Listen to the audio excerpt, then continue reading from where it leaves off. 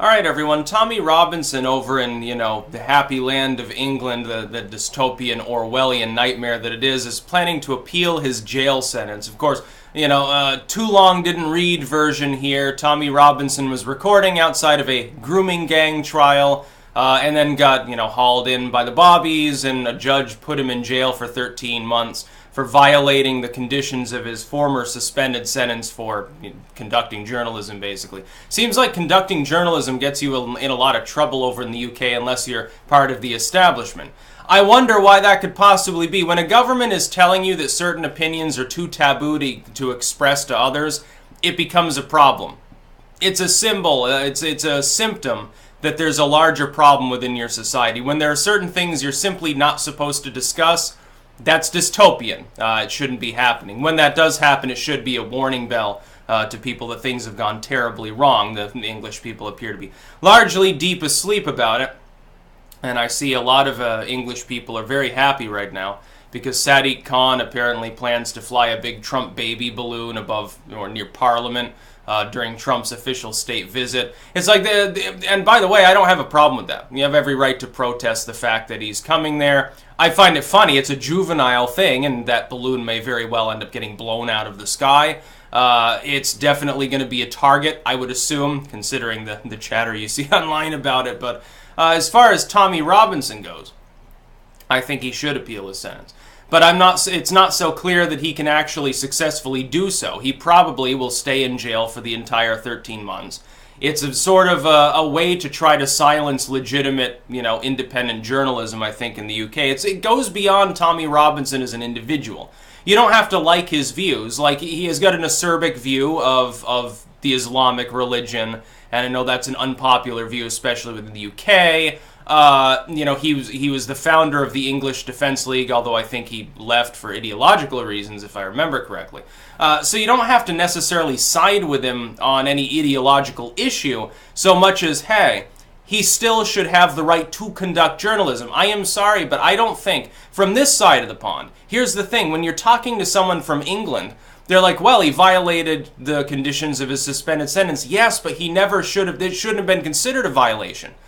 A judge should not have the ability to tell someone that they can't engage in their job description. Namely, he considers himself to be and conducts journalist and journalism. That's what he does. He goes out and reports on these things. He feels that the English media is not properly doing so, is biased and putting its head in the sand and acting on behalf of a government that doesn't want people to realize how bad things are there. By the way, I somewhat concur with that conclusion. When I look at sort of what happens in England, I'm like, why aren't more people enraged about the state of their society? I'm not sure exactly why. It doesn't make any sense. The same thing is true in, other parts of Western Europe, really. Certainly any of the EU states at large, the EU itself being problematic. The UK no longer has that problem quite so much, although the Brexit thing keeps dragging on and on, so I think that's going to be like a permanent thing. It's typical bureaucratic nightmare nonsense. It happens a lot here, too. With regards to trying to accomplish anything within government, 10,000 bureaus have to be consulted to make sure that it's within their rules and regulations. Tommy Robinson, though, shouldn't be in prison at all. That is, that the initial sentence for, reporting shouldn't have been made. The violation sort of thing with regards to him reporting on this grooming gang, that shouldn't have happened either. He wasn't even allowed to access a lawyer. He was just, it's very, very funny that people are sitting there when they say, well, it's okay for him to be in prison. They're like, well, he could have endangered the fairness of this trial. It could have been a problem. Okay, well, where's his fair trial? He didn't even get to talk to a lawyer until afterwards. Then he's basically silenced. It's like, yeah, here's a letter from Tommy Robinson. A week later, he gets moved to a different, more dangerous prison, apparently. It doesn't make any sense. It just doesn't make any sense that he would be in jail in the first place because the law itself shouldn't exist. The legalism itself is what I call into question, and it's unjust. He's just sitting there trying to report. He's sitting there with a fucking cell phone outside of the trial venue. You know what happens here in the U.S.? If you're doing that, nothing. Unless you are impeding other people's movement, you're being a nuisance, you're disrupting things. If you're being violent, if you're being disruptive, yeah, it's a problem. But if you're just standing there on the side of the street with your phone recording people that are walking into a court, That doesn't violate anyone's rights. You have the right to do that. It is a public space. You're standing on the sidewalk. You're on a piece of public property. It's like we had to get this federal court, I believe it was, involved. Or was it even the Supreme Court? I can't remember who made the decision. One of our upper courts had to get involved to reiterate, yes, indeed, you have the right to film police. If you're not, in the commission of any other crime, you're not distracting them, you're not attacking them, you're not getting in their way, you're just standing back. It's like there was a case, somebody was on their own property, they were in their front lawn, and the police were, I guess, arresting someone, and the person was filming from their porch, and the cop's like, you stop that, put it down, attacks him, literally assaults the person. And I think that particular instance, the police officer was let go of as justice was served. But it's like, yeah, it's self-explanatory, especially on your own property. That's just a no-brainer. But if you're on public property, you're not impugning upon anyone else or violating their rights to free movement, to be, safe and whatever, then yeah, you have the right to do that.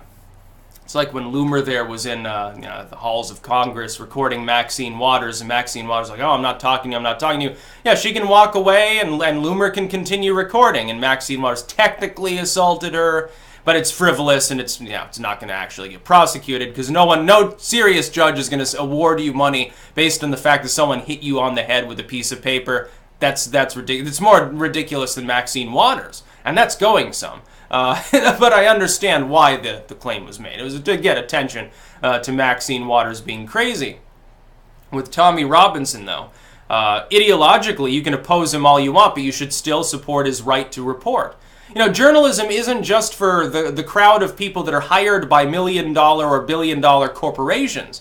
The fact that you wear a suit and you get a 7-figure salary and you have capped teeth and you say everything that you read off a teleprompter, okay, well, yeah, that's technically being part of the media. I wouldn't call it journalism, per se. But certainly there are people that go out and they do interviews and stuff. They actually do journalism. But they're part of the corporate sort of establishment media. In the UK, usually the state co-opted or state-run media like BBC. If you do that anyway, but you don't have the journalism degree or the backing of CNN or the BBC or something, how is it not journalism? You're doing exactly the same thing. Look, the proof is in the action, not in the label. The label journalist as a job description means very, very little. You can technically be therefore a journalist, but you're not actually conducting journalism. You're reading a teleprompter. Some CIA agent is telling you what to say. Well, then you're not actually conducting any form of journalism. Be honest, you're just reporting on what you're being told to report on. Likewise, you can not be a journalist but still do journalism. There's a difference between the two. Robinson, regardless of what you think about his personal character or his views, is still technically conducting that. He's going out and reporting on something currently happening. That's sort of the description of journalism. Bias aside, because of course he has his own personal biases. How is that different from the biases of all of these corporate orders? They have their own political views. It's quite clear. We've got, for instance, here in the U.S., we've got CNN and MSNBC openly coordinating with the Clinton campaign in the last election. They have a political view. And it's the organization, people representing the entire corporation are the ones expressing that view. So it trickles down to every journalist, every pundit, every talking head that they happen to have, every person, every consultant. Except those that they drag up on there to be a generic whack-a-mole so-called conservative, sort of like when Fox News invites the bobblehead liberal on. Like when they had Bill O'Reilly's show there, it's like any liberal that was actually sane would never get on there. Because Bill O'Reilly would rather talk over someone who's very meek and will just sit there and sort of nod. It's very funny. And then he gets fired for creepy phone calls. People apparently involving very, very strange, really, really out there fetishism, believe it or not. I wonder how many Bills fans actually know the backstory to this and are still they're hyper religious and they just don't know the weird shit that he's into. It's he's really funny. Tommy Robinson should not be in jail, though. You don't have to like a person's personal character. I hear this from the left. Well, yeah, but he's bigoted, or he's a Nazi, or he's extremist. Okay, think that if you want. Is he still a citizen of your country? Yes or no? It's self-explanatory. Look, you're allowing the government to randomly abuse someone based on the fact that you don't want to defend them because of their character. That's really, really dangerous. Really, really dangerous. It's been done before. It's usually the prelude to things like genocide or witch burnings. Oh, I don't dare to defend this person because, their views are wrong, and therefore, I'll probably guilt by association. Look, they've been trying to do that anyway. They try to do that all the time. The biased corporate media tries to use guilt by association to silence people from protecting others who are being abused, based solely on the fact that that person has some weird belief. This person believes in aliens. They're a tinfoil hatter. If you defend them, therefore, you must be a conspiracy theorist too. You're a wacko. They say things like this all the time. They've been doing it for decades. It's like, unless you're callous to it, you probably are silenced. A lot of people, they're not brave enough to speak out against abuse because of propaganda like that. And that's about all. Peace out.